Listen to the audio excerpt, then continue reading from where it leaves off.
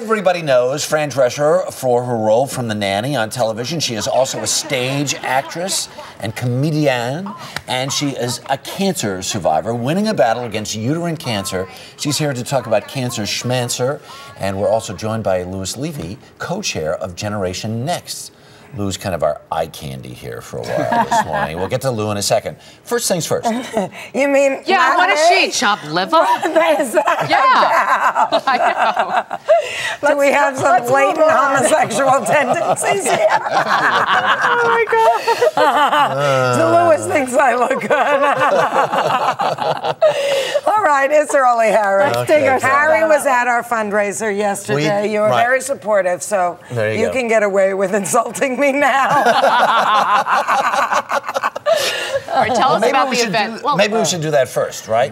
What is it? Because this was you did an event with a new organization called Generation Next. What's Generation Next? Generation Next is basically a group of young philanthropists starting at the age of 21, ranging from age 21 to 30. And our ultimate goal is to raise awareness for different types of charitable organizations. There you go. And my son is involved in this, and so this is how part of this got, you know, in the interest of full disclosure. Yes, it's really, it's a wonderful, wonderful organization, and it's just so exemplifies what I think young people should be doing nowadays, and so in keeping with what the current administration is encouraging every American to do, which is to take part in something greater than any individual and try and make a difference, because it all depends on us as individuals. And so, you know, they choose different organizations to support when they throw these great, super cool young people's parties at clubs and things, and it just takes it to the next level. You know, you can have a party, you can meet people, but you can also be paying a door fee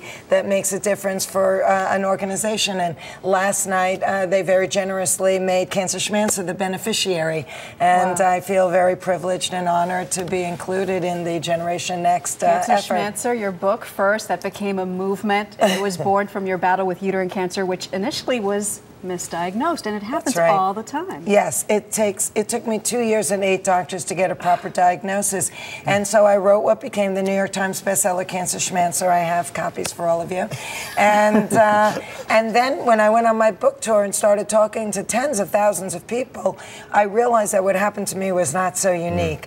Misdiagnosis and mistreatment runs rampant, and as a result of that, late-stage diagnosis is unfortunately more often than not the case. And if everyone was diagnosed in stage 1, almost everyone would live.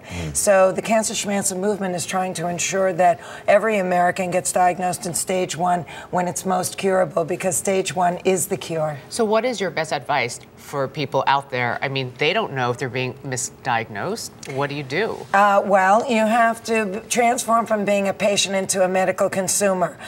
Check out on the internet what your symptoms might be. Join the Cancer Schmancer movement so that we can change policy in Capitol Hill and ensure that Americans are offered more cancer screening tests. Learn what the tests are that are available as well, because there is ne'er a doctor that's going to give you every test you can possibly get for every cancer you can possibly get. And if I knew then what I knew now, when doctor number 1 said, "Oh, you're too young for an endometrial biopsy," I would have said, "Well, wait, what does that prove or disprove?" And instead, I was just so thrilled to be too young for anything. It's stupid. Because at cancer's earliest and most curable stages, it tends to mimic far more benign illnesses. So the woman with ovarian cancer is very often misdiagnosed for irritable bowel syndrome. You have to be your own best advocate. That's right. You have to take control of your body. Wait, final seconds. You running for office? I threw my hand in the ring for Hillary's seat with Governor Patterson. I did not get picked, as everyone knows, but now I'm talking to people who are encouraging me to run in 2010 or 2012. We'll see. There you go. Lou, thanks. Eye candy. The eye candy. I have much to say today. For more information about Cancer Schmancer, go to our website. That's earlyshow.cbsnews.com.